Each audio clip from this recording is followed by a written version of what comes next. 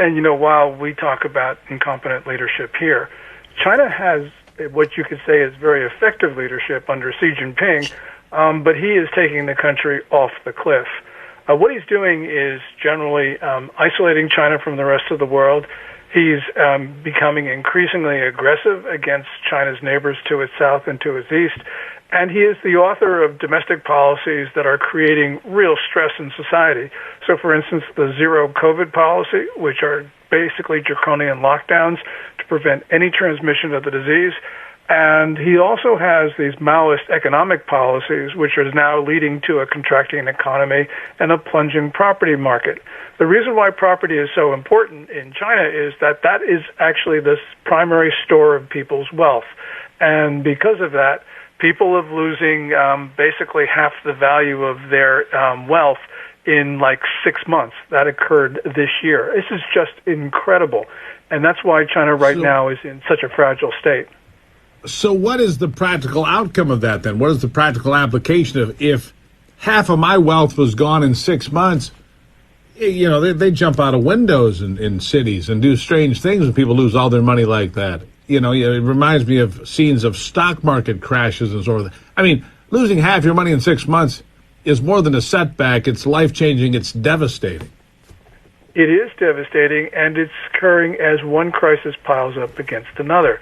So people pretty much are focused on zero COVID, where you have people not allowed to leave their apartments, even though they don't have food, they can't get access to medical care, they can't get access to members of their own family. And this has really been the dominant story. I mean, if it weren't for this, people would be jumping out of their apartments because the values have plunged.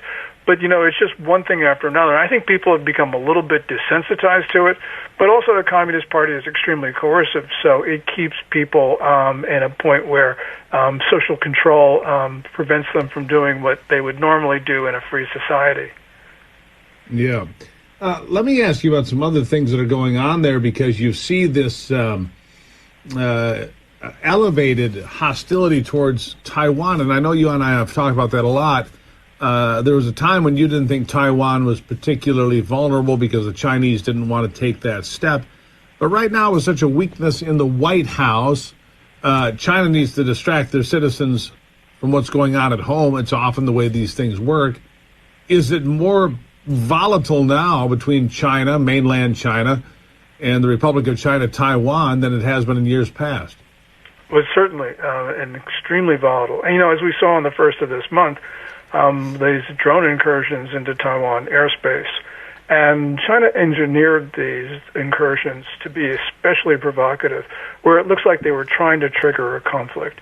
And that really shows that Xi Jinping actually is maybe thinking of going to war now. To me, that is unthinkable.